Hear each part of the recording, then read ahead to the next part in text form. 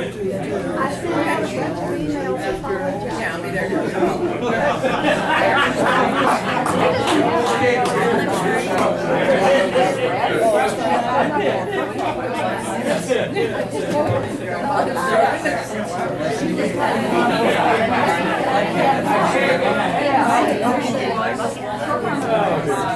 And he's not gonna run, he's keeping his feet on the ground.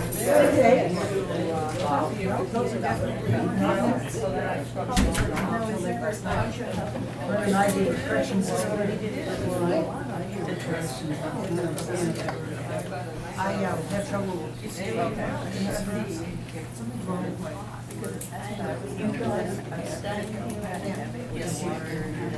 Yes, people just I call it our test.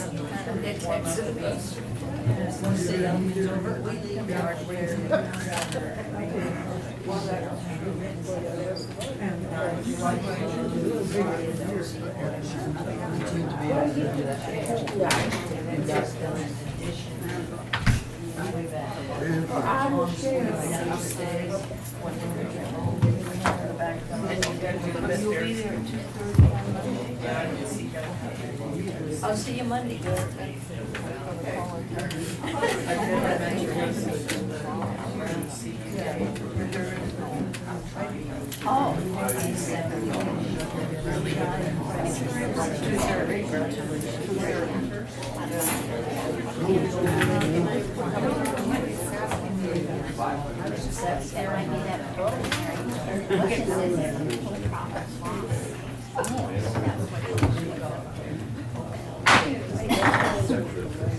I was waiting for everyone to get out of the way, but it isn't going to happen.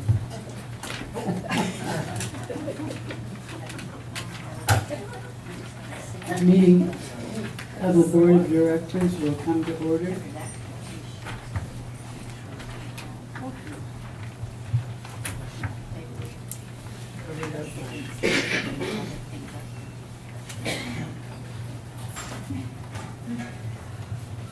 Monique, will you call a roll to establish a quorum? Yes, ma'am. Miss Barron? Here. Sweet? Here. Castle? Here? Herman? Here. And Hagan? Here. We have quorum. Thank you. Katie, would you mind giving me an invitation? I should have asked you ahead of time.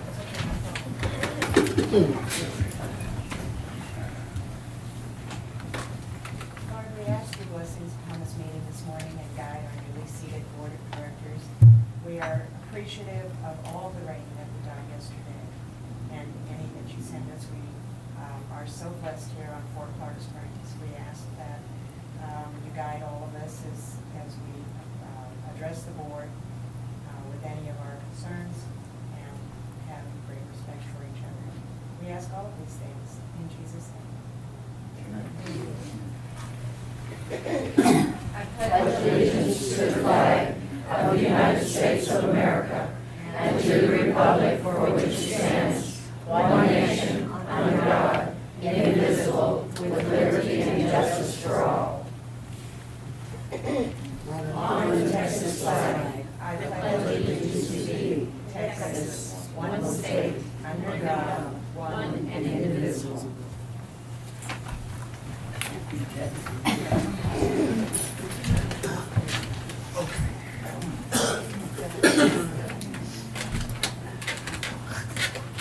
I don't think we have any announcements,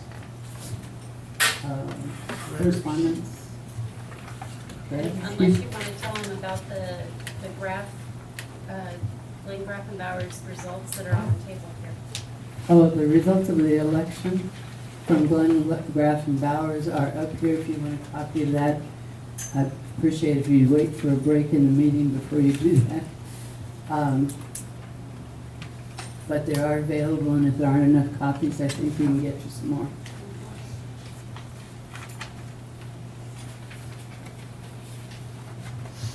I did have a few comments. I think I've lost them.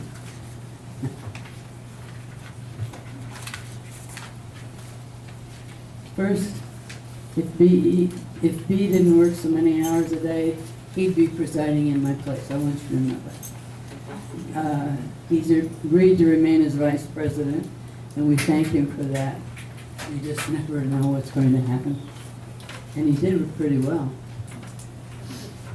With a new organization, you're always going to notice a difference in how the meetings are run.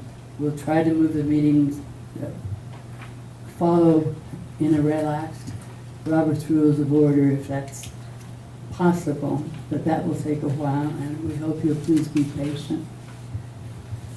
If you have a concern that a board action is breaking a law, other than murder, obviously, please wait until after the meeting.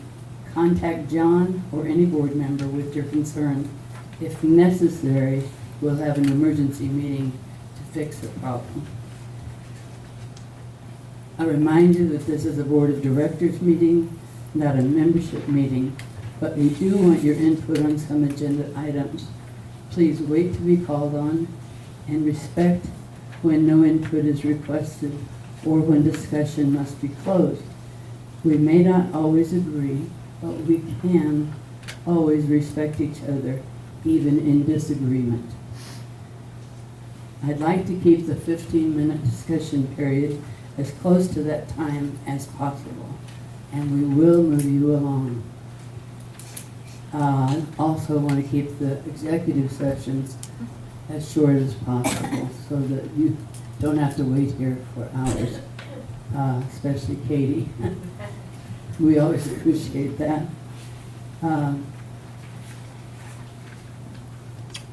Following that, we'll move to the minutes, approval of minutes.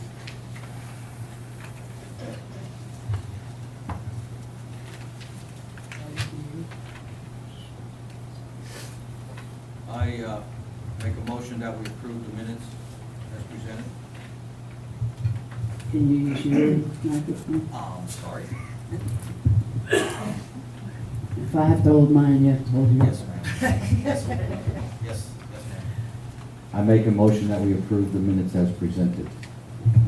I'll second that motion. All in favor?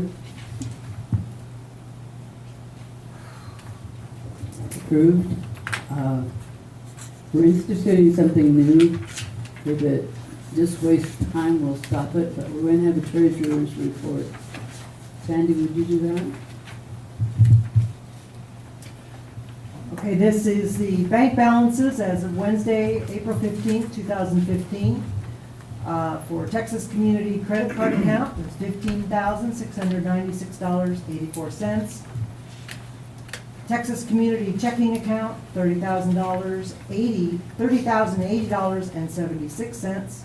Texas Community Money Market Account, $2,561.01. The Brackettville Bank and Trust General Fund, $210,725.53. Payroll account, $14,983.63. Impound account, $267,071.19. Los Morris account, $44,892.14. That's a subtotal of $586,011.10. The Fort Clark Historical Building Preservation Fund is $41,408.08 for a grand total of $627,419.18. Bank transfers for March, the estimated transfers were made to Bank and Trust Los Morris, Texas Community Checking, and Bank and Trust Impound for operating expenses for a total of $125,000. Also included in that was $60,000 for payroll.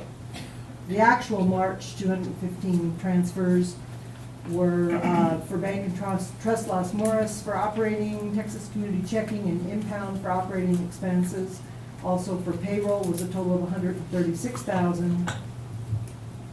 For April 2014, those same operating expenses and payroll was the April estimated $191,600. Oh, excuse me. She just has $191,600 estimated for those expenses was $165,000. So we are working on getting our estimates closer to the actual transfer amounts. Thank you. Typically, you don't ask for approval of the treasurer's report, so we won't.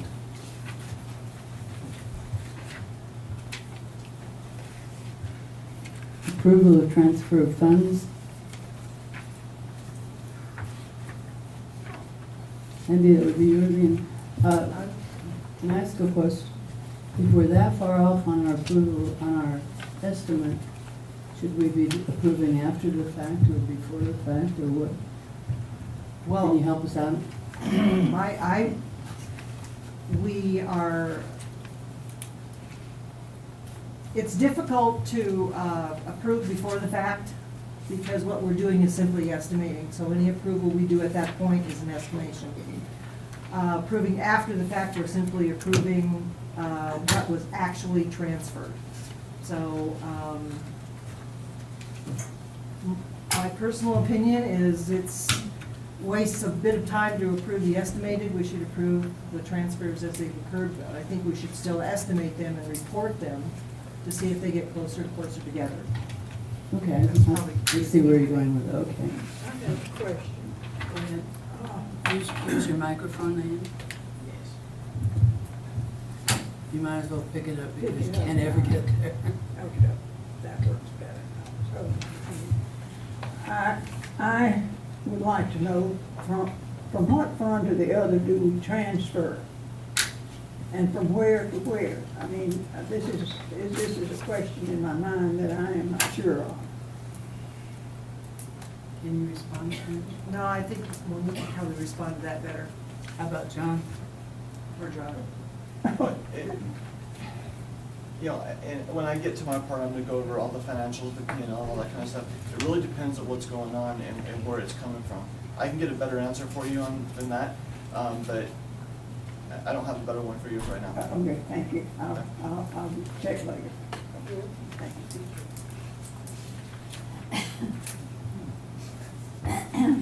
Director of Operations report? All right, thank you. Well, been here about 6 weeks now, so, you know, we're starting to make some headway. First thing I would like to talk about is financials. I can't hear you. Okay. There's dead Thank you. spaces.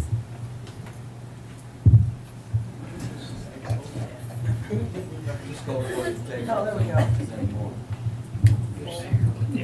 Can you hear me now? Yes. Good. Okay, so, first thing I'd like to talk about is financials. John, do you mind? I forgot that we were supposed to approve the transfer fund. Okay. Yeah, I move that we transfer the, approved transfer of funds. I second. All in favor? The transfer is approved. Now I'm sorry, go ahead. No problem, okay. I'll get better at this. Yeah, we'll get there. So, first thing I wanted to talk about is the financials. The P&L that I gave you, and it's available to the membership as well, is for the last 6 months, which is the first 6 months of our fiscal year.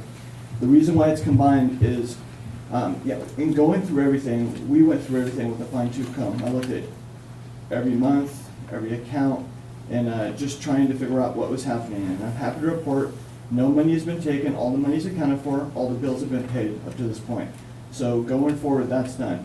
There were a lot of issues with how things were inputted. When you lose your DO and you lose an accountant, not everyone's gonna know the right way, what money to put in one account. So there was a lot of issues with that. The only way for us to fix that is to go back to the very beginning in October and start from scratch. So that's literally what we've been doing the last 4 weeks, is going through every single account and trying to get everything adjusted, make sure it's balancing, going through. The P&L you see in front of you, all the revenue is correct, all the expenses are correct. We are still having some issues though, as far as how things are balancing and what accounts are going into. One of our main issues is our credit card batches. So folks, members pay assessments and it goes into the credit card. You have credit cards that go to the RV park, the grill, all the different locations. Well, all that gets inputted in one lump sum. So then our accountants, our bookkeepers having to go in and figure out where to put that money. So that's an issue that we're working on. Another issue we're having is with the old DOS system that we've all been talking about. And we created this window system for our membership, but we don't have a window system for accounting. So basically what we're doing is all the accounting is going into DOS, then we need to take that information and go into QuickBooks. They're not talking to each other. So that's another issue that we're working through right now, and I'm finding solutions to both those problems. Those are the main issues. We now have a system, however, when money comes in from the front lines, how it's handled all the way to the end, we know how the money's supposed to be tracked, we know what accounts it's supposed to go in, all that's been fixed. So now we're working on those other two issues. So financially, it's kind of where we're at. And I want to go over just a real quick, over the P&L. And going forward, the board, we will present you with a monthly and year-to-date P&L starting next month. This month, we kind of had to put it all together. It's the only way I could do it. Otherwise, I'd be sitting here going over October, November, December. But going forward, I want that because we need to see how we're doing monthly. That's how we're going to run the business and how we're going to see what's making money, what isn't. So just a real quick rundown. Fort Clark Street revenue. This includes assessments and things that come in like revenue of Shafter Hall, things like that. So over the last 6 months, we had a revenue of $788,964.32. Motel income, $98,273.12. RV park income, $87,975.26. Recreation income, $694.89. Golf course income was $77,540.94 for a total income of $1,053,448.53. If you look at the expenses it costs, and I'm not going to go over all the expenses, and honestly, this is the next step of what I'm going to be doing, is looking at every expense and finding out how we can lessen some of those expenses. The total expenses for the 6 months were $1,054,474.91. So basically, it shows a negative loss of $4,236.77 for the 6 months. Now that's Fort Clark Springs. Now, the Los Morris Corporation, which is where our restaurants run from, that's a little bit different. So I have a separate P&L, and I apologize that anyone who came in earlier, it wasn't out there, it is out there now. But the Los Morris Corporation profit and loss, total profit through the restaurant, and that includes all the beer sales at the pro shop and the restaurant. Total profit was $39,595.93. Total expenses was $52,409.17 for a total loss of $12,813.24 for the 6 month period. Now that leads me to something I wanted to address with the board with the Los Morris Grill. After being here a few weeks, I started looking at the business, and I started looking at running some cost analysis and running some reports and trying to figure out what's making money, what isn't, how can we make things better. One thing I realized at the grill when I run the numbers, most restaurants, it's about 30% of sales that you spend on food. Our restaurant was running anywhere from 45 to 48% of sales on food, which it's hard to make a profit when you run that high. So what we did is we went in, I interviewed all the staff, I looked at all the numbers, I looked at receipts. We made some changes on our menu, we made some changes on how we control portion size.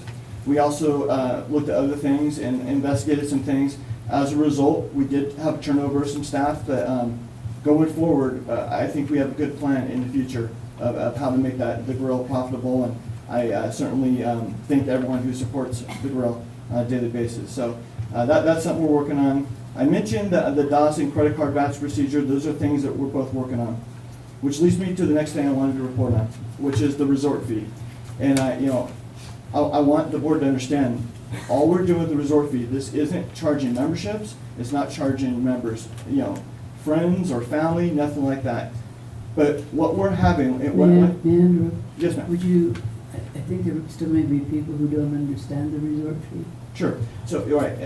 Basically, what I would like to do with the resort fee, we have people that call every day that ask if they can come check out the fort. And we either tell them they need to be a member or no, you can go to the swim park.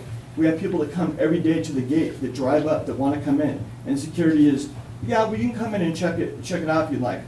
All we started doing is on Monday, I told the staff, those type of people that want to come in for the day, have them come in, check in at the administration building. We'll give them a wristband. They're allowed to come in here from 9 a.m. till around dusk when we shut down the trails. We'll charge them $5. From Monday to Friday, we made $150 by doing that. I didn't advertise it. I didn't, nothing. This has the potential to easily make us $10,000 a year, and if I advertise it, it can make a lot more than that. So it is something we need to look at. And what we've been doing is we've been charging members, when they have guests in here, when they have grandkids in here, we charge them $3 to go to the adult center and $3 to go to the pool. So we're pinching pennies with them. We're letting dollars walk right by us every single day. And to me, that just doesn't make any sense. I have a strong background in managing people coming into facilities. It's what I've done all my life.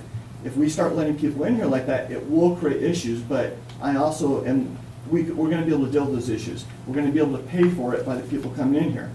And, I've been really paying attention the last week as people come in, when we tell them that there's a $5 fee, they pull out their wallet and they give us $5. It's gone over really well on that end. I've already spoken to security. We have a way to identify these people with the wristband. Going forward, if we do have some growing pains, which we may, I'm more than willing to jump in and deal with those. But I think it's a good thing for the members because we'll get some additional revenue. And it's a good thing. It gets us out there and people know who we are. So that's what I want to do for resort fee. And I know some people don't like the name resort.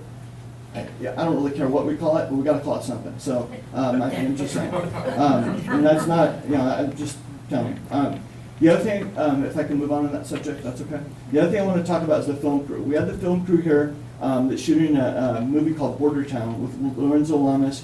They stayed in our motel the last week, and we actually, when I first got here, I was told, we told them, no, we're not going to feed them. And we rectified that quickly. So we fed them breakfast and dinner for this whole week. And it has created some issues, and we learned from it. And specifically last Saturday, we had an issue where some members were upset because we couldn't handle the volume. So what we implemented was a buffet style type of deal, and it's been working really well. We're going to bring in, I'm guessing, I won't have final numbers till next week, but somewhere between $6,000 and $7,000 just on the restaurant from that film crew. And then that doesn't count the motel and everything else. Yesterday, in the restaurant alone, we made $2,000, and that was largely because the film crew couldn't shoot. So they decided to go to the restaurant, and they started drinking. They were there all day drinking. We'll be happy to serve them beer and wine all they want. So it was a good thing for us. But which kind of leads me to the next thing I really want to do. I've spoken with David Box, and I really think we need to look at bringing more corporations and folks here that will spend the weekend, that will come here and golf and create tournaments here. It was interesting seeing the Las Loras tournament and all the excitement and everyone out there, and I was super excited just to be a part of it. But what we did is we identified the top 175 corporations from Del Rio to San Antonio. We created a pamphlet displaying all our facilities that we have for rent, our motel, our golf course. We're going to mail that out to them, and then within 2 weeks we're going to do follow-up phone calls, kind of like a mini call center, to try to reach out to these people. If we can get the decision makers, CEOs, presidents, whoever they are, to come out here, tour our facility, give them a VIP tour. If we could pull in 2, 3, 4 of these major corporations a year, my background where I come from, we could charge $10,000 for a corporation to come in and do an event. So it's an area where we can significantly increase revenue, and it really doesn't affect membership that much. I mean, if you went Easter, you went down to the pool, it was swarming with people, and it bothered me because we didn't have the duck end open. But what I'm saying is those things are happening now. We might as well be making money off it. All the cash handling procedures I spoke to the board last meeting are all implemented. Every single department is doing the same procedure. And so I just want to let you know that has been handled. That's moving forward. The marketing books for the motel are implemented. We are going to pull them out this week because we sold more advertising space, so we need to make sure that gets in there. So they'll be out for a couple days, and we'll put them back in probably during our slowest time during the week. But that will be done. And there's also some extra revenue that we generate. We have about, I think it's about $863, if I remember correctly, extra that we've already paid for the motel books. We printed them in-house. They're already in there. And with that money, I'm going to be working on developing billboards, and I'm asked the board probably next meeting to look at the billboards, help me approve the billboards, and we already have them paid for if the board will let me use that money to do that. which is the 4 billboards out in front of the fort. And again, I'll have a presentation put together for that on the next board meeting. I've reached out to Groupon to do some, if you're not familiar with Groupon, Groupon is a site that you go to, and it is a discounted site, but people looking for something to do for the weekend or looking for something to do for vacation, they go to Groupon because they know they can get deals. So I've reached out to them, and they only want to do a golf course. They want to do a golf course deal. I don't want to do that. I want to do a complete package where it's an RV park, golf course, dinner type of thing. So I'm sort of negotiating with them right now, but I did mention it before, so I want to give the board an update on that. So as far as social media, we have over 350 Facebook followers now, and people are starting to check in when they get here. And what that means is someone staying in the motel, they check in at 4 O'Clock Springs. And by doing that, it lets all the friends see where they're at, and it gives them all access to all the pictures and everything we've been uploading.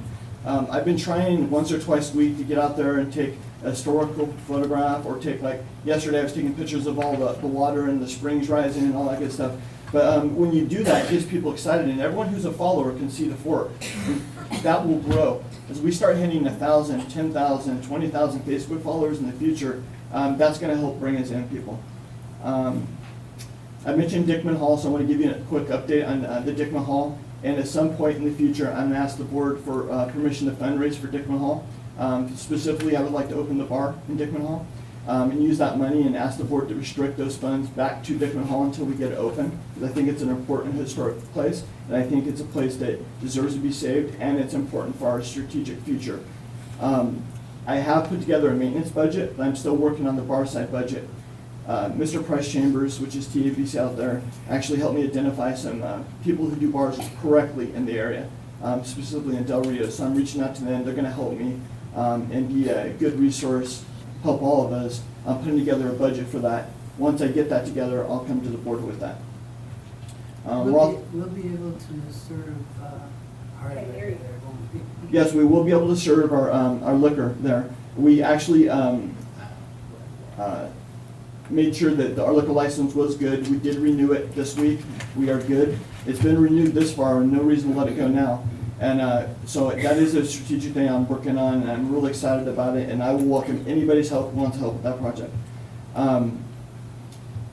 Going forward, audit reports, P&Ls, the following Monday after the meetings. If you go, you either call the office or you go to the office and request a copy, we will be happy to email you a PDF version.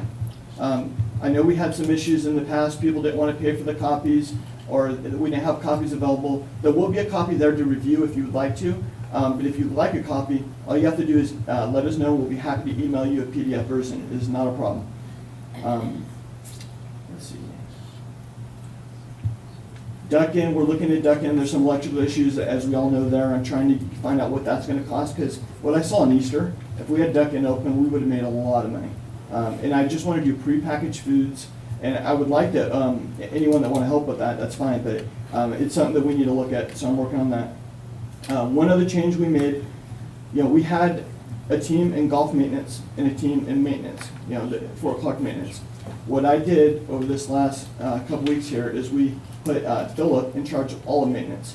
This doesn't mean that anyone got demoted or anyone lost anything they're doing. It just doesn't make sense when you have one group on one side and another group on another side, and you have Los Morris coming up, and you have 3 people trying to get the whole golf course ready for the tournament, which is a very important tournament and part of our strategic future as well.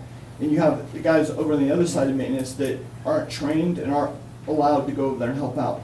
The same thing could be said for the fort side. If something major happens, we need all available hands, all available maintenance that can respond and do things. So we made that change. Now Philip is in charge of the whole thing. So we'll be having more meetings with different people with that coming up for the next month. One thing I need to address the board on is mud.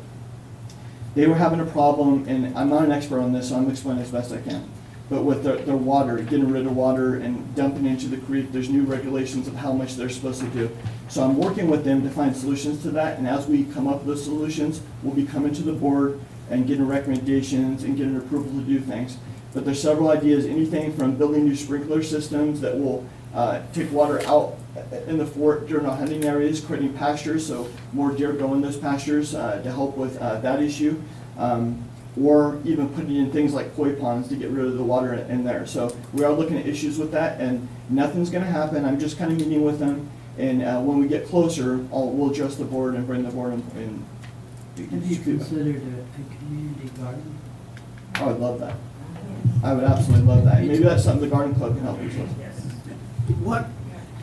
What is the issue with the mud and the water in the creek? What I understand is they used to be able to dump, when they have extra water, they have too much water, right? They used to dump it into the creek, Lost Marsh Springs. And what I understand now is there's regulation through Austin saying they can't do that anymore. So they need to find out what exactly they can do with it. So the good thing about it, whatever we do, mud's gonna pay for it. So if we do a koi pond, mud's gonna pay for it. Maybe we do one on the golf course, it's just an idea. Maybe we put in, whatever we're gonna do, we can get mud to pay for it. I've already spoke to Randy, I spoke to the president of their board, and I think it's a little early yet, and they're trying to get grants. But when we get closer, I think it'd be a good idea for our board to meet with the mud board and work out those issues. But right now, I'm just kind of facilitating, listening to them, and we're going from there. I was just wondering, at times we drain our pool once a week, Yes, sir. if it could be just pumped into the sewer line, then the mud would have plenty of water down at the treatment plant. And Maybe. It's that would keep a lot of water out of the creek, if that's the problem. And I also want to look at where we water our golf course, and that's something, we're working on a whole golf maintenance schedule. We're working with Trent, we're working with the golf committee, and they've been amazing, but we're gonna try to get that up to speed in the future, as we do have some issues over there. And our golf course is one of those things that makes us stand out, and it's just something that we need to really be on top of. But I'm looking at, maybe we can put more water in the golf course, maybe we can. Again, I'm not an expert on that area, but we'll figure it out as we go. The other thing, and I apologize, this would be in the board packet if I knew about it, but I got a call from the judge yesterday, and you know the gentleman who's okay, I'm not going to be politically correct. The guy that's trying to steal all the water from us, right? So the board passed a resolution against it, and there's a hearing on it in Austin on Wednesday. So we need someone from the fort to go down there and represent the fort and speak on our behalf. And if it wants to be the board, that's fine. If they want me to do it or appoint someone else, I mean, I'll be happy to do it. But I need the board's direction of how you want me to handle that. I think you should go personally. I would say so. Okay, so I'll be going to Austin on Wednesday. It's a good place to eat. All right, I'll be happy to do that. Okay, and with that concludes my report. Thank you. Thank you,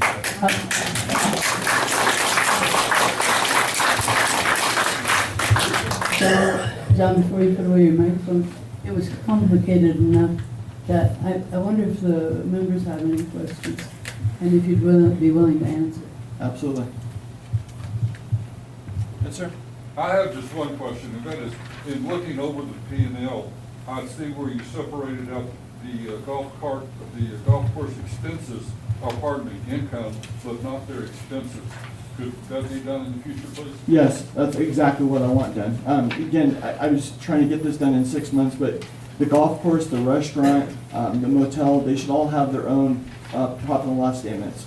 And then I present one here, because if I do that, it's going to be like 15 pages, but I present one here that at least shows the different profit and loss for the main areas. And going forward, that's what I would like to do. I'd also like, when I present it to the board, you'll have the yearly and monthly. Because that's the only way I can tell, the changes I'm trying to make in the restaurant, we should start seeing that on the monthly profit and loss statements. If not, we have a problem somewhere. And so to answer your question, yes, absolutely. Thank you. Yes, sir. Anyone else? Yes, sir. As you were speaking of, sorry, excuse me. Speak up, John. Sorry. The term is called gray water recovery. I even got Mr. Barlow to speak and break his stoic silence when I offered that suggestion of the recovery of the water and aquascapes. There are several different people out there that have come down and reviewed that for me at my request and stayed at the hotel and tried the restaurant. And it was not quite as receptive as a place as we used it.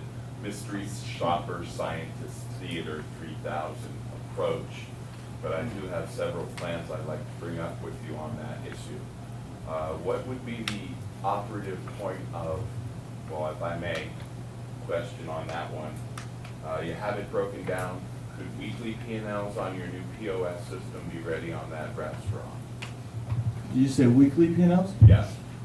It- It's, I- hear me out 1 second, working for federal cafeterias and stuff, we had weekly P&Ls, and when there's a case of anything gone or something missing that's appreciated, how would that be interfaced with, services rendered at the fort versus, Okay, membership? yeah, I know what you're saying. I am getting weekly P&Ls. I'm reviewing it weekly, but I report to the board monthly. And I think that's the way to do it, because I'm the one that needs to be managing the thing day to day, but I report to the, and anytime the board has a question, and I think I've been very receptive to anybody who's requested a meeting, anyone who's requested me to come speak at a committee, I've been there, and I'll continue to do so. I want to work with everybody, but I am reviewing things. I get numbers daily. I can tell you exactly what we made in the motel and the restaurant. That's how I know we made $2,000 last night in the restaurant, because I get those numbers daily, so I know what's happening daily, so. And I wanted to compliment you on being on top of that in such a short period of time, sir. yes, sir, it's my job. Thank you. Proceed, Diane. Going back to the golf course, how are the memberships included? Would you mind standing up? I'm sorry. How are the, you know, there are about 100 people that pay quarterly, or how is that included in the rest? I'd have to dig down and tell you exactly how it's recorded. I could tell you that, but I could tell you as the money's paid, it goes through the same process as everything else. Once the money gets paid, it gets dropped, it goes to a county takes that money and gets deposited. So there's a lot of areas that were being deposited weekly. Everything is deposited daily now, with the exception of the weekends, because the bank's not open on the weekends. The weekend revenue gets deposited on Monday. So I hope that answers your question. If you have more details, if you want to know, just come see me and I'll try to answer it for you, best I can. Mr. Hahn. I would just encourage the board to proceed with caution. Fort Clark Mud is an independent local government, a Texas independent local government that is regulated by the Texas Environmental Quality Commission, and we do not own the water in the creek. I talked to Randy myself, and he is of the opinion that they're just pushing too hard on this change in regulations, and there is in fact in full compliance. Mud is in full compliance. I don't think we need to get into a fight between Fort Clark Mud and the TCEQ. I don't think anybody was planning on that. Pardon? I don't think anyone was planning on that. No, it's a caution, that's all. Thank you. Fort Clark is a customer of Fort Clark Mud. Thank you, Mr. Hahn. Is that everybody? Thank you. Thank you. Thank you, John. My pleasure.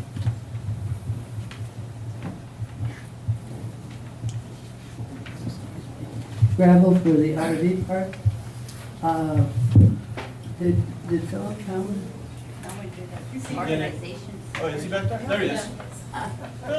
Mind coming up and talking to us?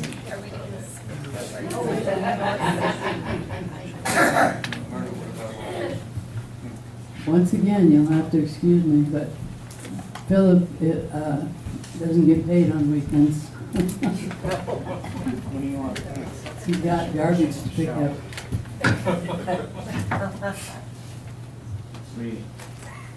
Okay, my question about it was, excuse me, I will go back to the committee reports, I'm sorry.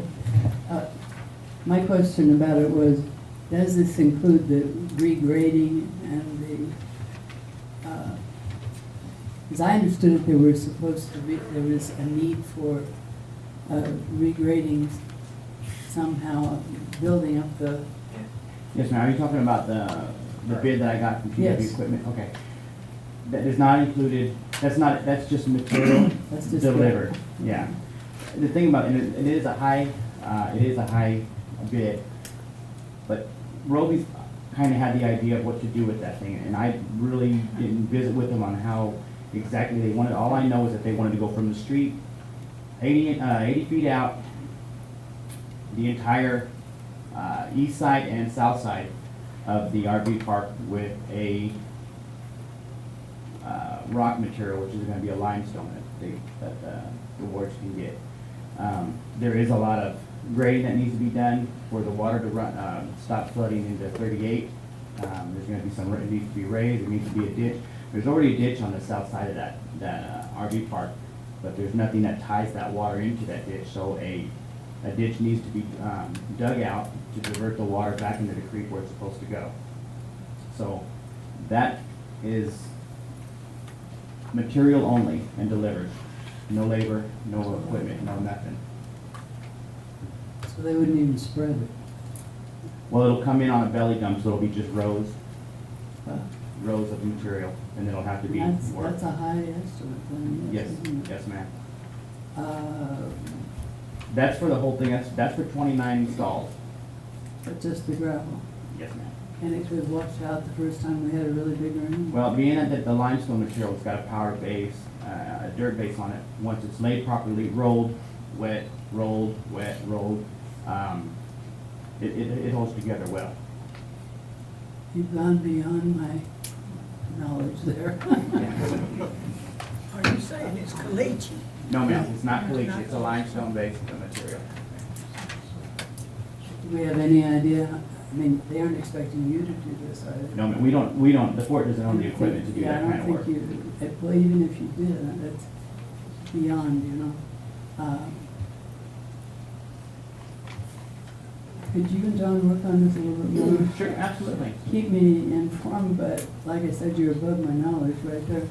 No, yes, ma'am. You know, we were gonna stick with this one as the one to go with, obviously. No, I understand. I did want just an idea of what we're talking about. Yes, ma'am, and that is on the high side, I'll admit that. It's just, from what I was told we were doing, we're just completely going over the whole thing with rock.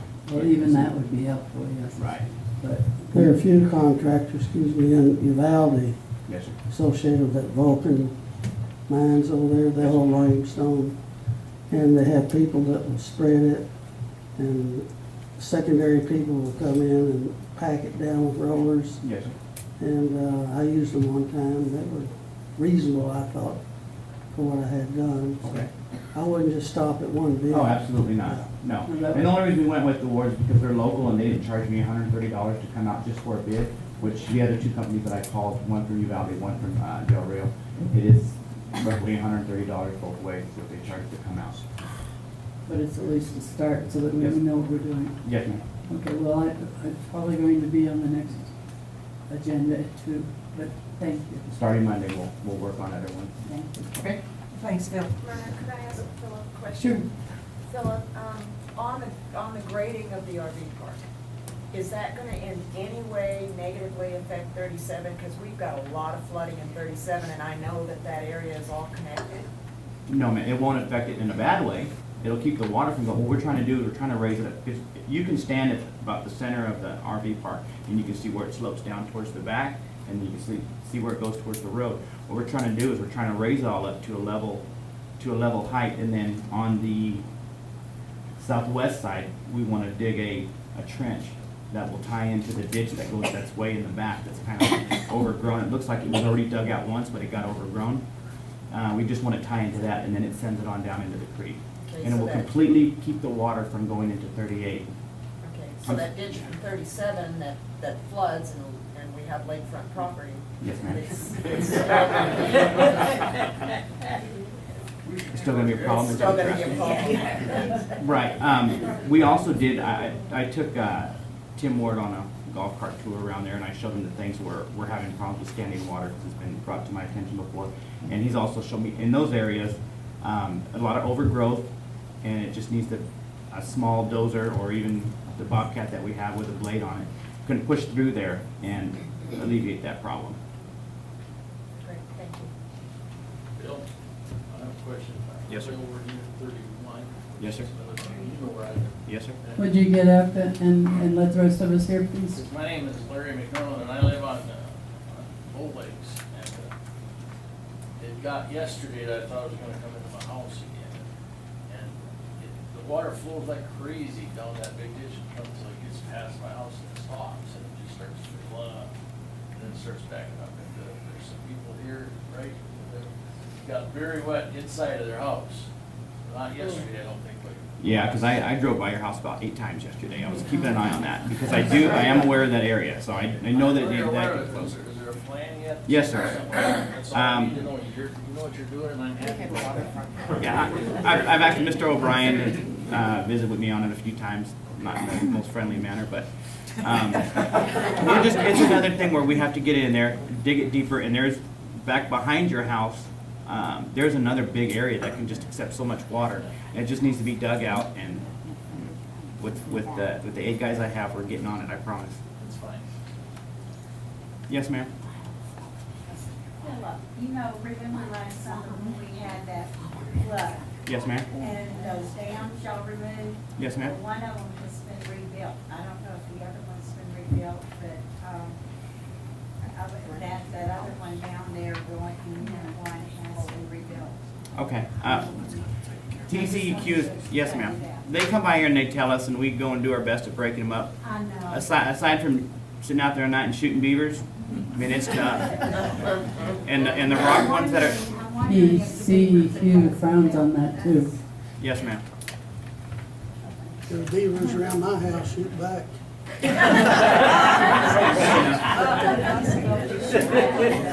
Thank you, Phil. We're getting far afield of the questions I was hoping you'd get.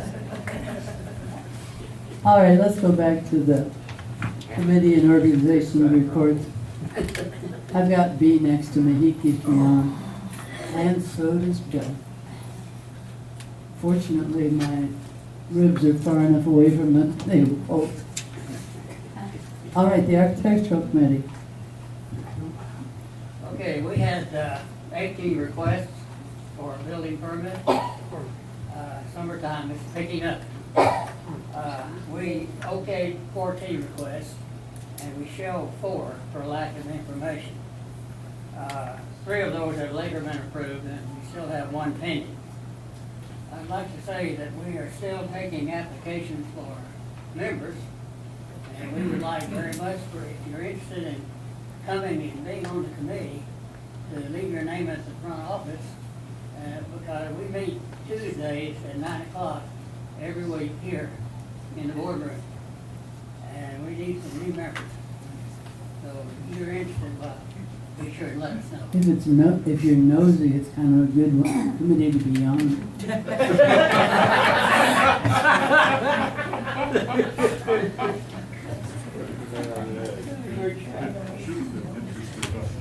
Golf committee?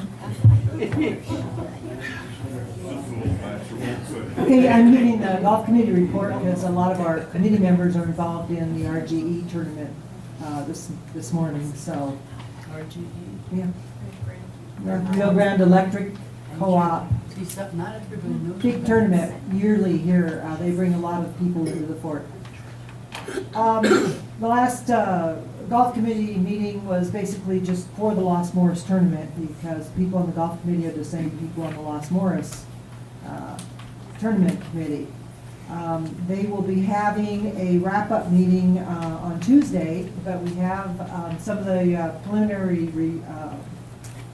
numbers in for how well we did. First of all, we were very proud to announce that we had 16 more teams this year than we did last year. 49 teams of 2.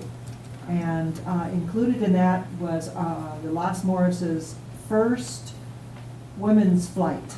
And we had 6 teams and 12 ladies from Rock Springs, from the fort, and from another location, I can't remember where they came from. But anyway, we were able to bring women into it, and they could compete for the same prizes as the men. And that went over very, very well. Want to thank especially our volunteers, because without these people, we could not run this very large tournament. And in fact, one couple stayed a couple of weeks longer than they usually do before they went back to Wisconsin for the purpose of serving in the tournament. Special thanks need to go to Charles and Vida Kelly because of their organizational skills, to Richard Laxon and Dick Ebert for all of their sponsor hunting skills, Deborah Jo Tischler, who chaired the committee, and all of volunteers, which I can't even name, that helped. We had spotters out there, we had marshals, also going to Trent Brown, because he didn't golf in this tournament. He was out there marshaling, which helped with moving all of the teams along. We do still have sponsorship funds coming in. As a result, out of our tournament fees, we paid the pro shop $2,484 in player fees. We paid the restaurant $992. We had a box lunch dinner Friday night, along with a silent auction. We have enough money for 3 $500 scholarships. The silent auction brought in $1,035. We had, he said, 98 participants.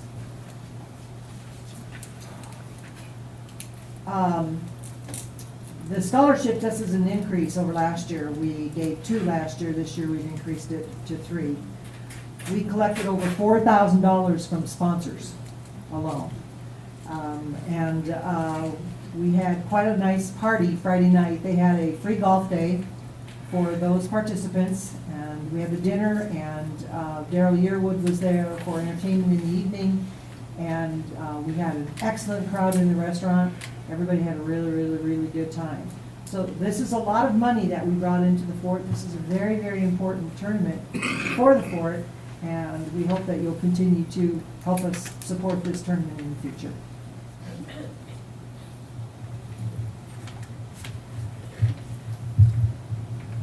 Nobody clapped for Charles invited Billy. I think you ought to.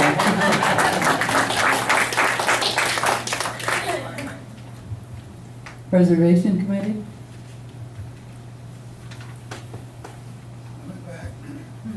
Thank you, Phil. Could you speak up? We've let the contract for the fire station and the work that's being done on that. The contract for Seminole Hall is still pending. We're still working through on that. Thank you, Phil. Community Council? We had our meeting last week with 3 members of the board present, one of whom I didn't mention at the time because he is such a normal feature that I didn't even think about him being on board. And John was there also and was able to give us an update on some things that he's doing. We had a very good meeting, and we had a preliminary report from the festival committee, and we did make a profit. Thank you very much. A tidy profit, and we're very happy about that.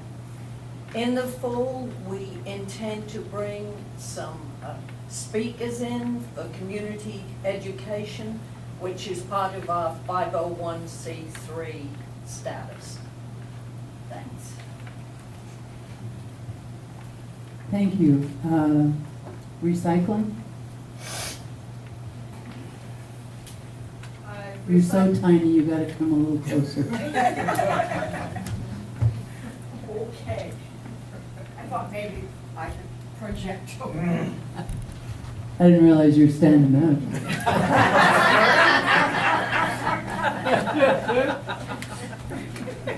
Sorry.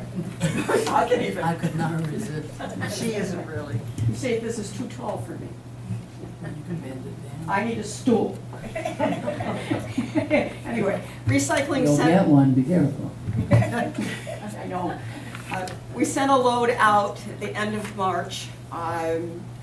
We received a check, not for that load, but for the combined electronics pickup and the load, I believe it was the January load, which I gave to our new DO. He told me I was the only person that ever came in and handed him money instead of saying, can I have some? Anyway, Baylor situation is Philip is working with Rio Grande Electric to get the proper electric connection so that we can have a Baylor with 3-phase wiring. That is progressing. I am going to speak with Mr. Parsons this week and arrange to get him a deposit on our Baylor so that we don't lose it. because of the delay, because we cannot put an exact time that the electricity will be finished. That's our only, shall we say, fly in the ointment at this point. As soon as that's resolved, Baylor will be here and we'll be up and running. And Philip will get out from under the mountain of cardboard he's got in the motor pool. If you are able to, I would ask you, flatten your cardboard and keep it at home until we get the baler. And then you can dump it and bury us all in a mountain of it. We probably will have enough to make a shipment of cardboard pretty quick, I think. So, and that's where we are with that. And thank you to all of my volunteers. And if anybody else would like to volunteer for recycling, especially during the summer months, I'd sure appreciate it. Thank you.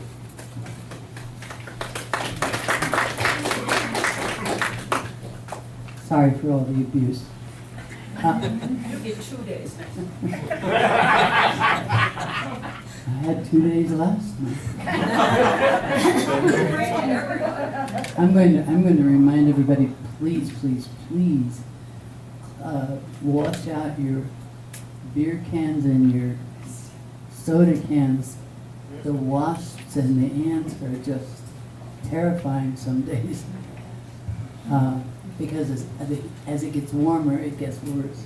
So we really appreciate it when you do that. And squash everything, please. RV committee, I think we have an actual RV person to do that today. I actually wasn't here for that, but I will. If you've got my the last time I came to this building when there was a board meeting going on, I disappeared for 3 months. So this was kind of a big step for me. But can y'all hear me? Yeah. I'm an old coach, so I can yell. On Campers World, we are seeing quite a few cross-country bike riders. This is the time of the year that they really start coming through. We had Bubba's Pampered Peddlers come through here, and we had 43 tents at the RV park, and they bring their own masseuse, their own kitchen, the whole 9 yards. And if you talk to any real bikers, they say that's cheating. But he comes every year, and they were here with more people this year. I've met quite a few people from the Netherlands, England, Australia, Canada. We are on what is called the southern tier of a national bike route. So I've seen the books, the people have shown me their maps, and when you get in this area, it suggests Fort Clark Springs RV Park and Campers World. Plus they talk amongst themselves, needless to say. When they come in, have you seen so-and-so? Well, they all suggest to come back here. They love it here. So that has been a great plus since we're very lonely out there right now. All the winter Texans left except for 2. And I'm reading off my head of this. We have 2 left.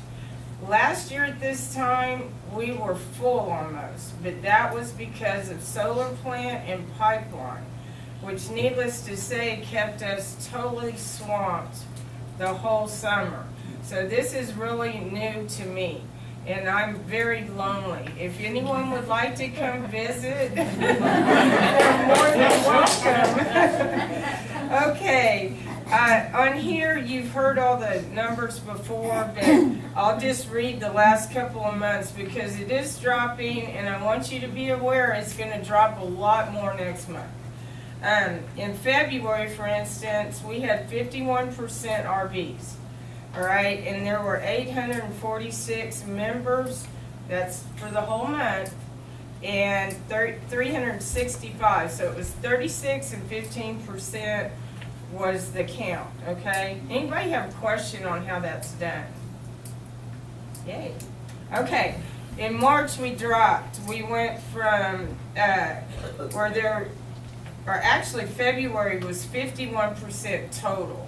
In March, we're down to 32%, okay? And in April, I can tell you now that it's dropped a whole lot lower. I am down to 20 members and depending on the day, X non-members right now. And out of those 20 members, 2 are leaving probably this week. And one of them has bought a house, Bree, that works at the restaurant. They live at the RV park and they bought a home. So I'm gonna lose them.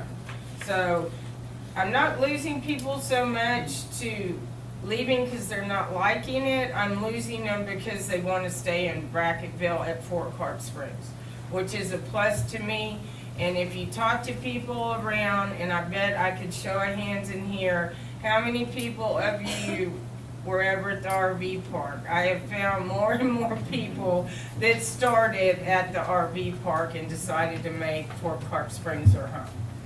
So, other than that, I mentioned the special events in April.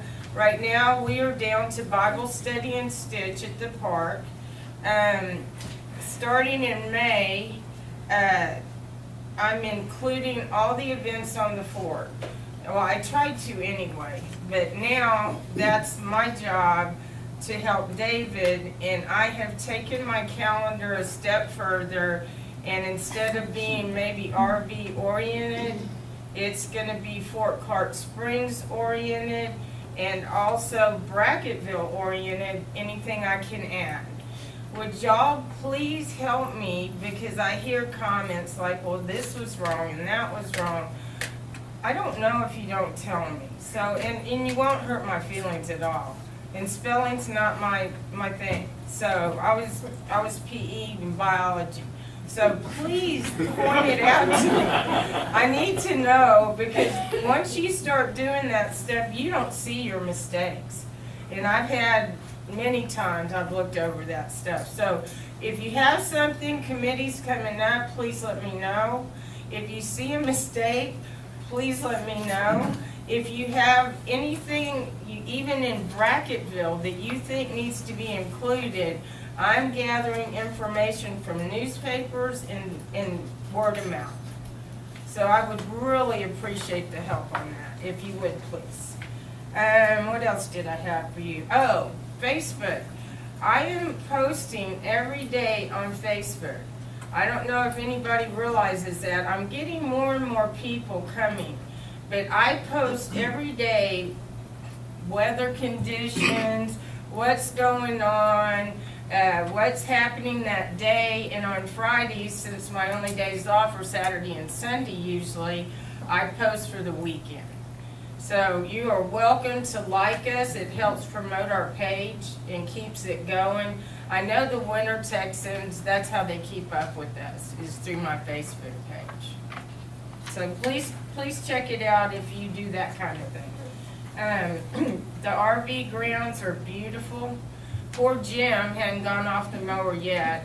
Matter of fact, when we got the award at that last meeting, I was so excited and shocked, by the way. I wasn't even here quite a year because I took a 3 months vacation in the hospital. But anyway, I went to show Jim the award and I had to get him off the lawnmower.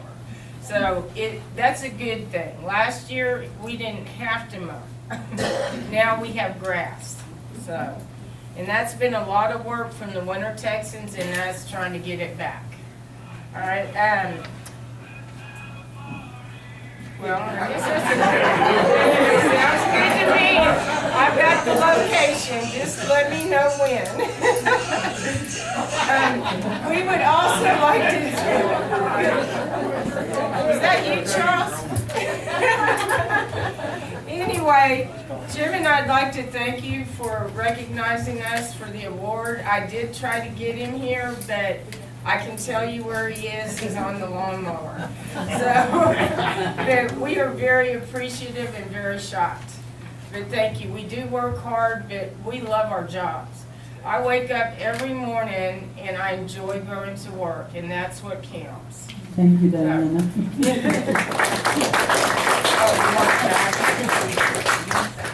By the way, the calendar she spoke of will be posted on our website for next month, so anyone can print it out whenever you want.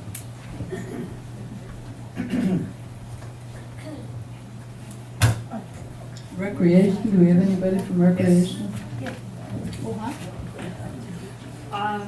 just wanted to say that the Recreation Committee is sponsoring a golf cart poker run this coming Monday from 3 to 5 at the Swim Park Pavilion. We start at 3, and that's where you'll get your instructions. And the fee is $5 if you want to play poker, the poker run, and that includes refreshments afterwards, broth, beans, and a beverage. If you don't like the iced tea and water that we're serving, bring your own bottles.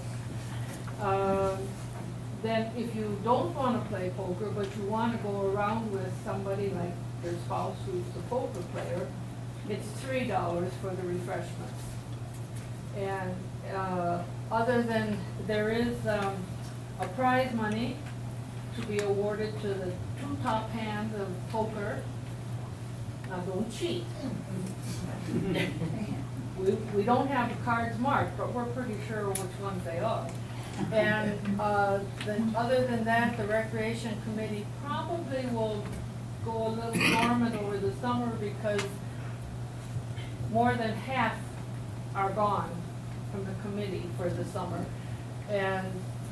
But the fall festivities are already being planned. There's a Thanksgiving, no, well, it's the Monday before Thanksgiving, and we're already planning a dinner on that day. And there are some dances coming into play, and also, I'm not sure about the pool. There was a pool tournament going on, and that may get started if it's again in the fall. But please join us for the poker run. If you don't have a golf cart, try a bicycle. We are not encouraging cars. It's not a race. It's just a slow process to get a poker hand and the prize money if you get the top poker hand. We'll see you Monday.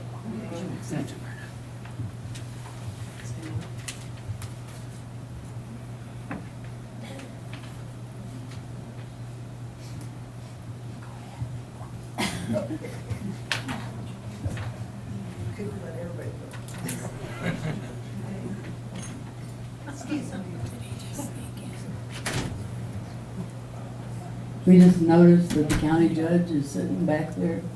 Want to stand up and say hi?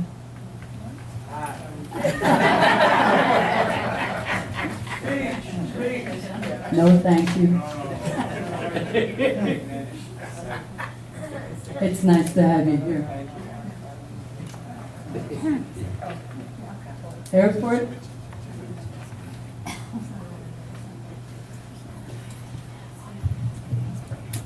This is our entertainment for today. I don't know, they've all been pretty. Good morning, everybody. You know, it's really unusual to hear about water problems at Fort Clark. When I first came to Fort Clark 10 years ago, I pulled into Pico's and there was a little boy sitting there in the car. I said, "Son, has it ever snowed here?" He says, "No, but my grandpa said he saw it rain once." That's kind of the way it is here, and we're real excited about all this mowing that we're having to do and all this green grass. I've seen a 7-year drought start right in the middle of one of these wet spells. So don't get too excited. This is the desert, but we're really glad to have it. We're doing a lot of mowing out at the airport. We're adding orange traffic cones to each end of the runway. They're rubber. For those of you that don't remember what that is, it looks like a dunce cap. And so we're also doing some more maintenance around the hangars, cleaning things up. We have written up 2 documents for the board.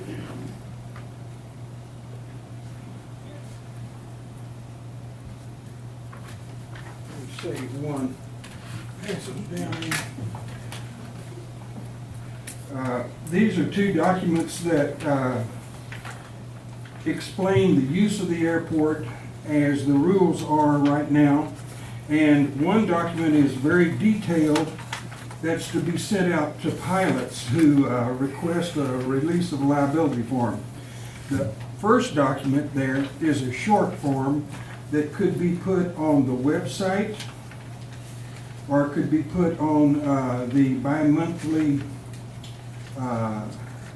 letter that comes out, newsletter, just to inform the people about the airport and some safety procedures and so forth. So those are the two things we've done so far. The next thing we're going to do is go over all of the rules and regs that are on record and see about recommendations for any changes that might be made on those. So that's all I got for you this morning. We're doing lots of mowing and we're still killing stickers, and the airport is beautiful. It looks just really green. Since we started cutting it and cutting it close, the grass has really come on, and it's really, really nice now.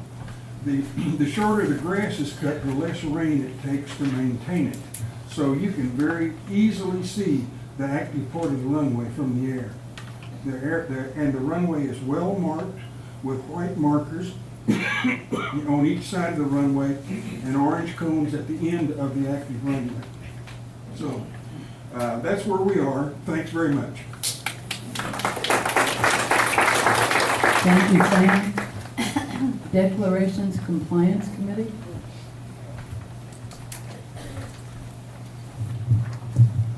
We would like to report we're down to 4 people. We lost Ann Barron due to her election to the board. She was a significant contributor to the committee. She always did her homework, and she earned our admiration and the title of Your Honor when we deliberated. Our review is completed. Our overall conclusion is the Fort Clark Springs Association Declaration of Protective Restrictions is no longer in compliance with Texas law, and at this point we are formulating our report, our written report to the board. Thank you, Mr. Hahn. On the item number 10, we did no approval because we don't really have the final. But like I said, it's going to come up again.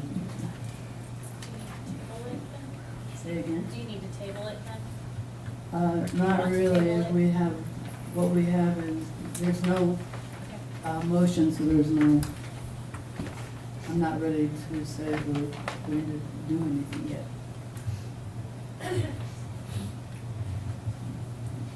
The registered agent,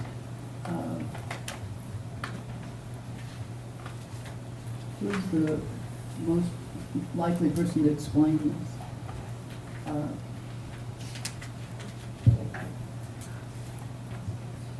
Sandy, do you, can you explain what this is? I shall try. This is the change of registered agent form that we have to provide to the Secretary of State, and we have to notify him of changes in the membership of the board, and also to the change in the Director of Operations. The letter says dated April 18th, to whom it may concern. Included with our change of registered agent form is a list of our board of directors. Please update our file to reflect these changes. Thank you, John Hodge, Director of Operations. And then the names of the addresses of the various board members, and the titles of all the directors are included. This is to notify the Texas government that we have changes. We also have a letter for to notice that John Hodge consents to serve as the registered agent for Fort Clark Springs Association. And the third letter is the same as the first, simply to inform that we do have changes in our board of directors and we have changes in our directorial operations.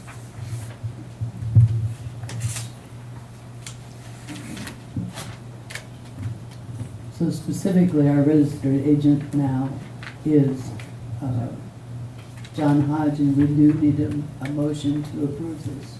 I will move to approve John Hodge as our registered agent and the letters to the Secretary of State. I second. Any discussion?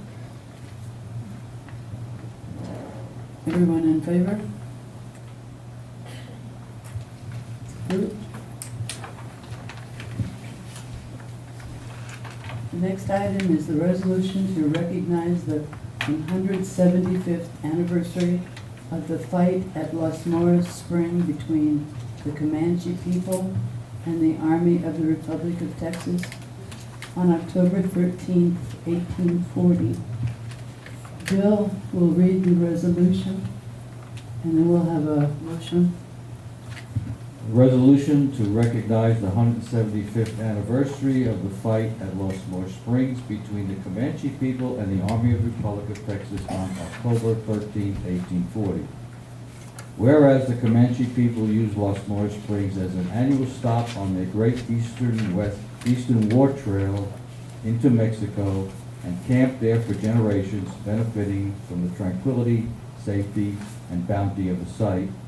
And whereas on the morning of October 13, 1840, a large Comanche village at Los Morros Springs was attacked by a force of 180 Texans made up of Companies A and B, 1st Infantry Regiment, Republic of Texas, the Gonzales Rangers, and Bear Volunteers, all under the command of Major George T. Howard.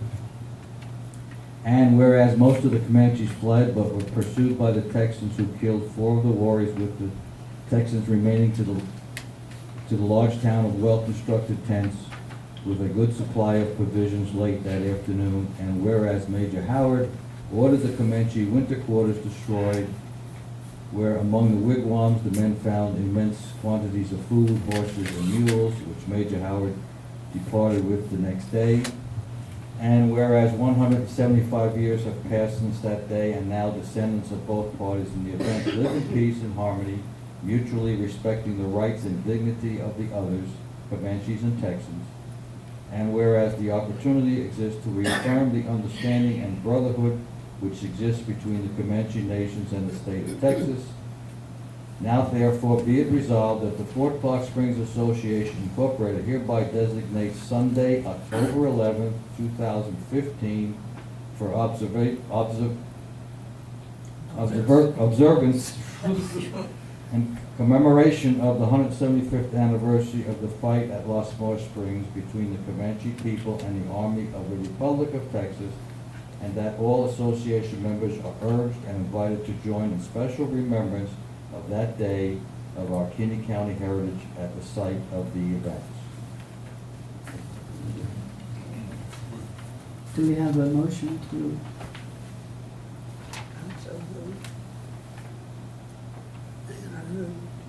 Ann Barron is moved To accept the resolution. to accept the resolution, Second. to recognize, et cetera, et cetera. And be sweet. Second, okay. Do we have any discussion? Yes, I would like to thank Bill Hahn for putting this all together. I mean, this is really something. And thank you very much, Bill. I agree. Well, I feel like I try to keep it ahead of everything. Such things as this are special and I miss them. So yes, thank you, Mr. Hunt. Are we ready for a vote? All in favor of approval? Opposed? I didn't see all the hands. Everybody's, thank you, this is unanimous.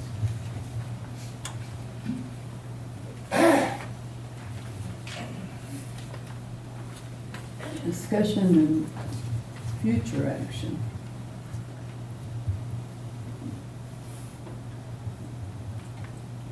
We're starting to get to be a long meeting, and we don't want to have to take a break, so let's, Sandy, I think this is yours.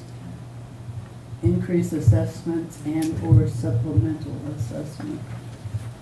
This is simply a discussion to remind our membership that we are seriously considering increasing assessments. We will be looking at this continually through the summer, watching the consumer price index. As you recall from previous discussions, the last time that assessments were increased was in 2008. And we are now in 2015 and trying to operate the fort on 2008 revenue. We are restricted by our declarations to the amount of money that we can offer it, that we can increase assessments, and it would be for both the residential and the membership assessments. So we haven't decided anything yet. We just want to keep it out there in front of the membership so that they realize that we are looking at this. I also feel that we need to do this before we plan the budget, because although John's raising money as fast as he can, we still are operating on a pretty slim budget. Right. And these assessments are really what run our fort. And it's astounding to me. I've only been here 4.5 years, but that's been since 2008, since assessments have been reviewed and raised. It's not exactly financially responsible, so we are going to be looking at it. We will do this though before we do complete the budget, because we'll need to know exactly how much revenue we have coming in from assessments next year. Again, we are restricted by our declaration, so we can't just grab a number out of the air. And when we get to that point, we will make sure that everyone here is informed exactly how it was calculated and how our decision was made. It will be on the website as well as the newsletter. Is that appropriate? It will be everywhere. There'll be a sign. Just as a side note, the membership assessments in March, they went from 1,639 memberships in good standing, and now it's 1,701. More people are caught up on their dues and are making their payments like the rest of us. Sam? Dr. Sweet, how many people are not paying their assessments? That's the bad news. We have the ones that are not paying. The delinquent over 91 days is currently 192. Last report was 207, so that has come down. And late memberships 30 to 90 days was 179, and it's dropped to 132. So it's probably a change there. I think with our new manager, people are going to have some positive hopes and thoughts for Fort Clark, and we'll get this thing caught up. Can I get those people's name, because I want to claim them on my income? Those people are deadbeats. And trying to be as politically incorrect as possible. But all of us have made a promise to Sam, pay this, excuse and me, they're not paying it. please. Many of those people are dead. And we can't. We've had to find them. Stop letting them vote in elections. I appreciate your humor, but there is a very specific problem, and we are working on it.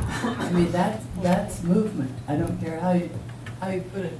Yesterday, I went with Rihanna to sign the closing documents for one of these that we had foreclosed on. We now have, actually it's 2 lots. We now have money coming in instead of sitting there with no money. We sold the lots, and not at a big profit, you understand, but we are at least now getting the income from the membership fees. So it isn't just sitting, please understand that.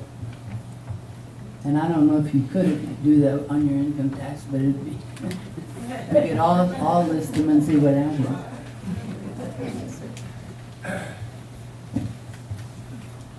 The last thing is increase board members from 5 to 7. That's yours. Yes, when I was on the board in the end of the 70s there, we had 7 members, board of directors. And at some point in time, a few years back, it went to 5. And not disparaging my fellow members there, but it's too easy, 5 people, to have this board taken over. If you get three people that agree on everything, if it's something good, like I would think of, that's okay. But if there's 3 that don't, then we have a problem, and we've had a problem the last few years. And I would just like us to be thinking about that, to increase this membership from 5 to 7, because it makes it a lot harder and difficult to grab a board and do things that we may not all agree with. So that's my thought. Right. I would like to add to that. I agree with that Can you also. speak more closely? But I think if we do this, that we must not do it in an improper way. I think any time a board member is added or elected, it must be done by a vote of membership, and not just by something that the board would do, and then try to appoint 2 extras. Amen. So, I wanted to make that point.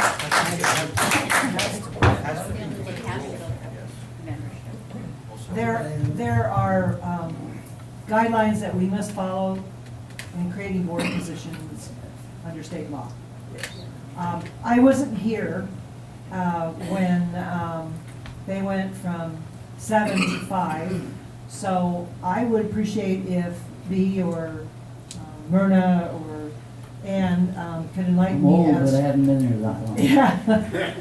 I don't know when this was done, as I understand it was several years ago, but Well- why we went from 7 to 5 at that point? I Because I think don't Dan know. has a pretty good idea. Dan, were you going to speak back there? I was just going to comment that to change the number of directors, it has to be submitted to the membership for a vote. It's required by the declaration. So you don't have to be concerned, the board can't just jump in and do it. It has to be submitted to a vote. And the only thing I would say, I pretty much agree with what B says. However, having been on the committee to obtain candidates for the directors during this past election, became painfully aware of the fact that it's not easy to get people to run. And so you might want to consider that. If all of a sudden you need to get 2 more people, it could create a little problem. Can I make one more? Still, can somebody tell me why we went from 7 to 5? I think it was to save money on the salaries tonight. I should know. Ann, you said you wanted to I say? just wanted to say that, really, I lost my train of thought. We're gonna get it back again. Deal with Bill. We had John first. Yes, I do thoroughly agree with Mr. Sweeten pursuing that avenue. After all, this isn't the state of Delaware that has hostile takeover protection laws. This is Texas. So we don't have the one Comanche and everyone tribaling up to vote each other onto or off of the island, so to say, with new public television, TV series shows. That is a fantastic idea to keep things fair and balanced. Should something happen or some misfortune happen, we are better informed and feel more comfortable with a composite board representing. Thank you. Mr. Hahn? The certificate of formation in 1971 is 5 members for the board of directors. At some point it went to 7, back to 5. Thank you, Bill. I can almost remember it happening. I think Mr. Mendelson was having trouble with a couple of directors, and he wanted it increased to more feminine directors that were progressive thinking, and so he did it. Of course, he had 4,000 votes or so, you know. Nobody can tell me why, right? Apparently. I just did. No, I Because mean, they did. how they went from 7 back to 5. Was it because they couldn't find candidates? Was that it? I don't think so. I think I know what I was fixing to say. I will keep now. researching. The state law allows us to have electronic or telephonic board meetings. I think that this would encourage more of our people who have bought places here and are full-time members to serve on the board, because that would free them up to travel in the summertime like so many of us like to do. I would like for that to be considered and to be thought about. I know we can't do it overnight. It would be a great change, but after all, we are in the 21st century, even though I'm just now learning how to operate these new computers. So I'm dragging around too. But we are there. We should consider it. I have no particular motion at this time, but that's all I need to We say. weren't really asking for one, we were just putting it out there to see. And I know what Dan's talking about when he says it's hard to get members to run. I mean, I had to think really hard before I decided to do it. And of course, right after you do it, then they want you to have a candidates forum and attack you. It's a two-way sword. If it were opened up to all the memberships, by that I mean those that don't live here, then we'd have a lot more people. Well, actually, the new laws say that you cannot put restrictions on a person that runs for director.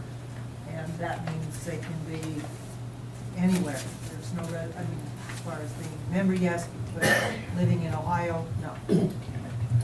But the bylaws did say if you missed 3 meetings, you could be kicked off. But I think if you could do it electronically, then that's not a problem.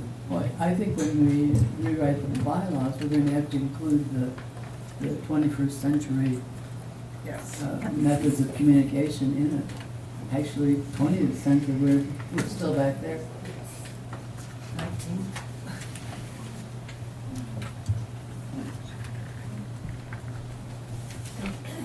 I think that concludes the regular meeting. And, well, I'm sorry, I'm going there. I can understand why you wouldn't think I would.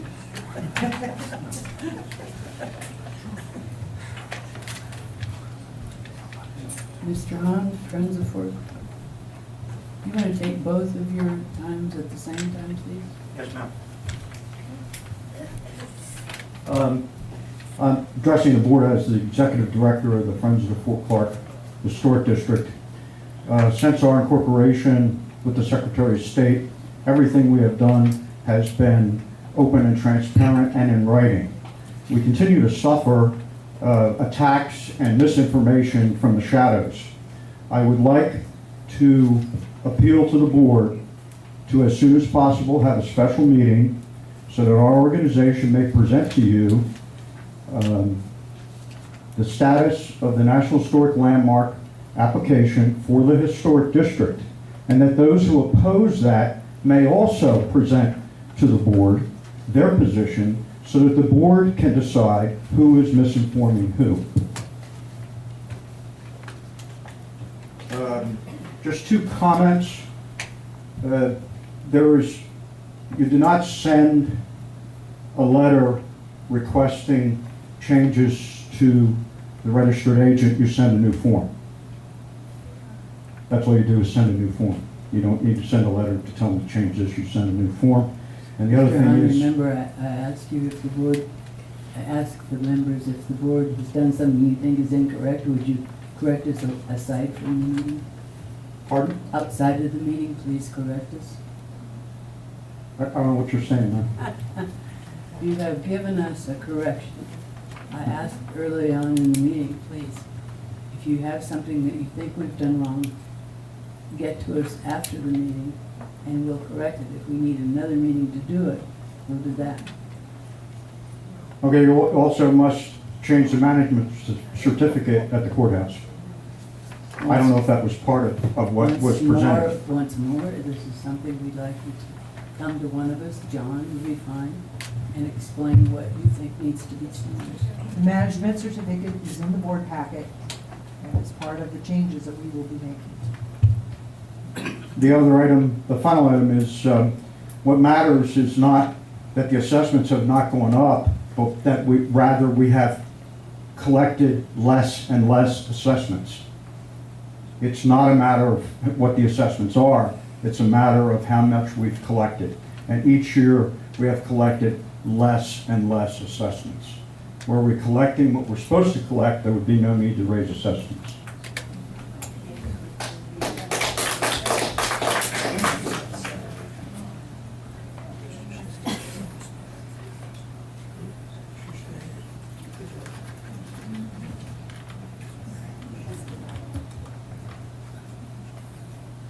Mr. Shahan, you came in a little late, so I guess you didn't have a chance to sign in. Dan, do you mind if he goes ahead of you? Not at all. Okay, come on up.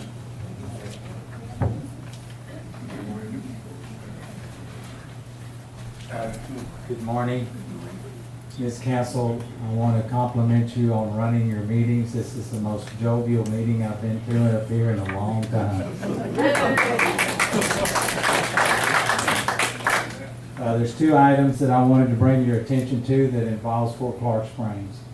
We have, our engineers will be here Monday, who will give us a bid sheet on channelizing the creek.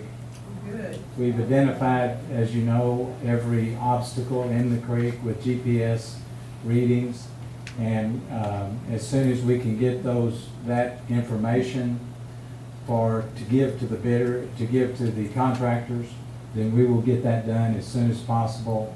I'll keep Mr. Hodges informed of each step that happens, who's gonna do it. We've also discussed and kicked around the idea that if once we get the items out of the creek, cut up, and who could dispose of those? Could Fort Clark Springs do that? And this is just, it's up in the air, John, but that might help let our money go further with the contractors and getting more done. Perhaps then Fort Clark or members or volunteers could take that and move the wood. There are some cement and abutments there that we're going to have to dispose of. We can talk about that, but the commissioners have only allowed $25,000 for that amount to be used out of the funds that we had from the June flood that everyone talks about. Okay, that's the first item I wanted to bring to your attention. The second item is House Bill 1402 is the mud district that's trying to be formed through the Texas legislature is going to have a hearing on the bill this coming Wednesday. It will be at 10 o'clock in Austin. There is a major concern in our community about this bill being passed, about the ability of someone 6 miles north of Brackett to be able to pump hundreds of thousands of gallons, over 50,000 acre feet out of our county. So you all passed a resolution against it, as every other political subdivision in Kinney County has, except our school. But everyone is on board, everyone is fighting that. We need to have a number of people go to Austin this coming Wednesday. If you don't speak, just to sign up that you're against it at the committee hearing. It's the Special Districts Committee hearing, and that is very, very important for our community that we get that defeated. We're not sure why the bill got set. We were hoping it would not even be set for a hearing, but be that as it may, it's there. We do need to go. Every committee member has a copy of every resolution that we passed in our community, so they know our standing is against that, but we're trying to get someone from each political subdivision who passed a resolution against it. So I called John Friday. I found out about it Friday. Called him. But we're having I'm going, some of the commissioners may be going, If John's going, that's great. So we've got a bullet list we'll get for everybody to go and speak, and appreciate that very much. And I have something else that would be very advantageous is that if these folks here could, I have a list of every person that's on the committee that we're gonna go visit with. If you could call them, fax them, or email them a opposition to House Bill 1402, it would be between now and Wednesday. It would be very, very helpful. And I'm gonna leave this list at the back of the door, but there's a checklist. I've got everyone's card on here. There's a check for each person who we need to contact. If you could just take 3 minutes, pick up the phone, call them and say, my name is so-and-so, I live in Fort Clark Springs. I am opposed to House Bill 1402. That would be of a tremendous help. Some of you signed petitions. Those petitions we're going to fax Tuesday to each one of these members on the House committee. So we're trying to fight it as best we can. It's the water's the lifeblood of this place, and as Sam mentioned a while ago, the sun's going to shine again. So thank you very much. Would you mind leaving those up here? And Yes, ma'am. I think we can even. Wouldn't mind passing one out to each of the board members. Sure. Well, let me just give you those and pass them out, and I'll leave these extras down here. Thank you. Yes, ma'am. Got a question. Yes, ma'am. Can we do any emails rather Yes, than ma'am. phone them? Yes, Are ma'am. there email addresses on those cards? Yes. On each card, there's an email address, there's a telephone address, and there's a fax number. Okay? Do all three. Yeah. Yes, ma'am. Where have these petitions been? I've never seen one signed. Oh, a resolution? A petition, didn't you say you had petitions that are? One on the. Oh. Yes, if you could go by the office, yes, ma'am, sign that petition, because we're gonna collect them all Tuesday and fax them. Okay? Yes, sir. For you folks from out of state, let me tell you this. Texas is a very special place when it comes to politics. We have a saying here in Texas, when the Texas legislature is in session, no Texas citizen is safe. That's correct. And that's exactly what we have here. This House Bill 1402 is designed for water marketers, I call them water mongers, to come here, buy our water, and suck us dry. And if you think we got water now, wait till next August, when this creek is barely trickling, we don't have enough water to fill the swimming pool. So, everybody has a dog in this fight. Amen. And so we really better stand together and preserve our water, or we'll be a bunch of dying frogs croaking on a dry pond. Thank you. Any county will be a ghost town.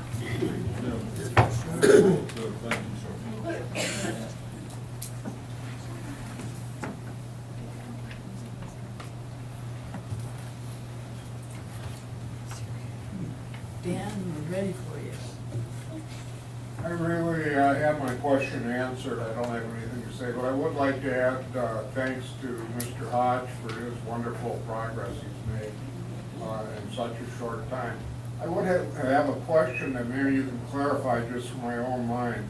And it's so wonderful to see a detailed profit and loss statement, financial statement. But on the income side, the members' assessments, are those assessments billed or collected? I believe they must be just those billed, not necessarily collected. No, I believe it's collected. They are collected. That's revenue coming in, yes, that's collected.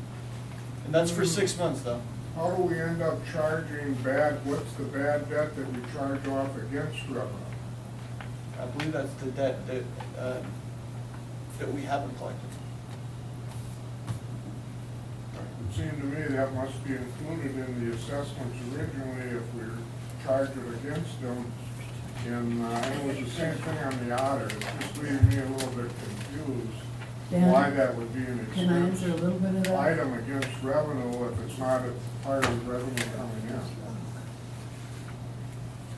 in. In order to, seriously, when I said some of them are dead, they are.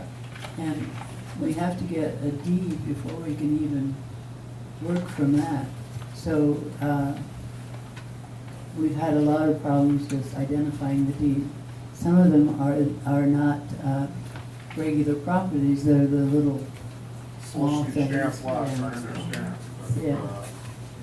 So I it's still don't been see difficult, why- but I think Brianna's getting a good handle. I'll dig into it a little bit more and get a better answer for you. All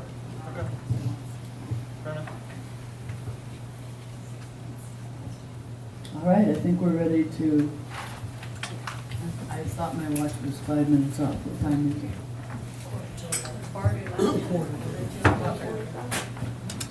It's 10:45. We're now going into executive session.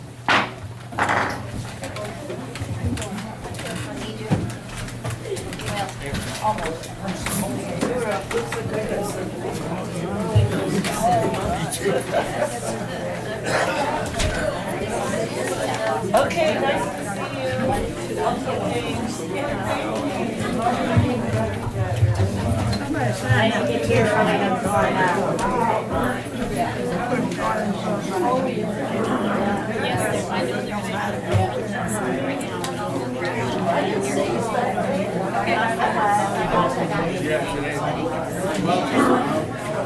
Make sure that you tell the girls up front to make sure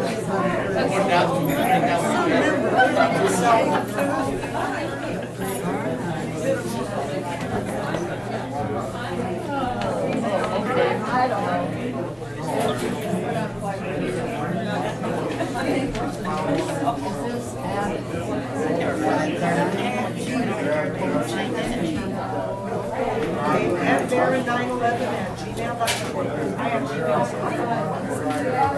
Thank you for going ahead and jumping in there. You know, that's something to work on all your life. You're right. Well, that's why they have IT specialists. I can't go with this thing, so I've got to find. I can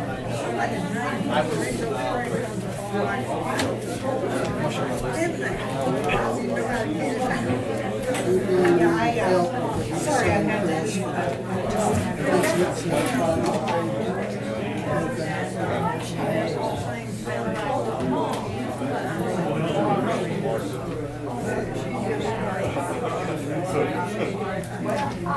Yeah, I don't know why, I'm drunk and inordinate amount of water.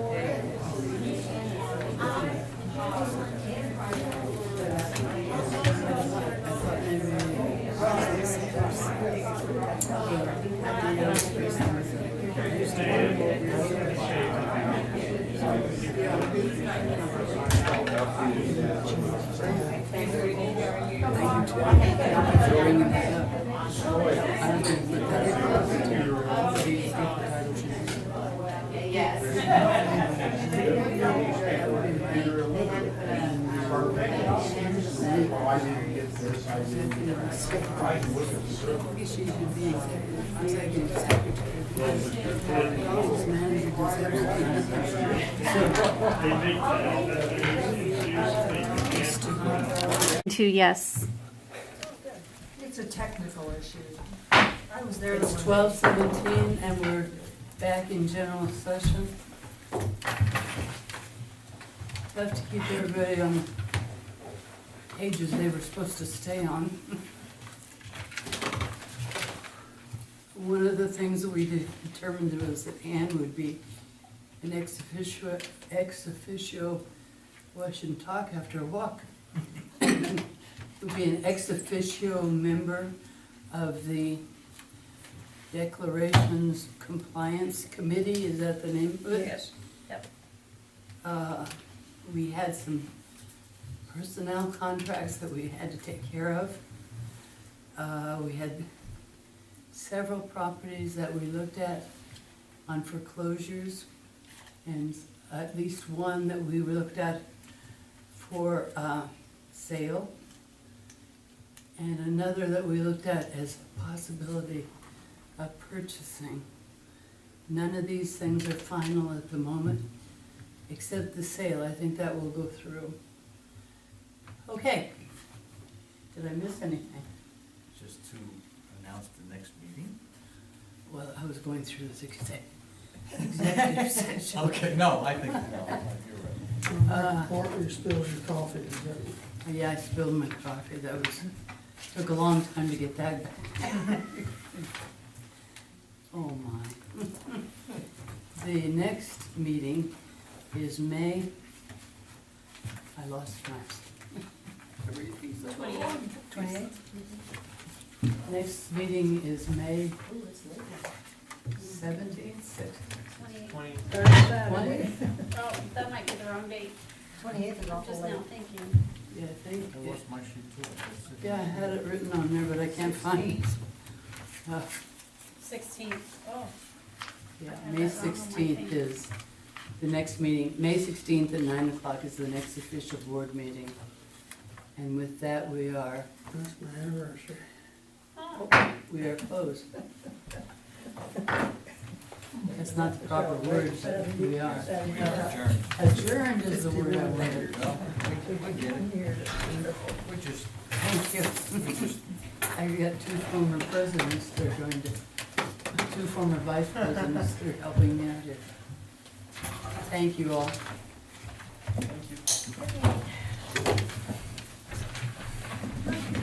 Well, everyone have a wonderful weekend. Yeah.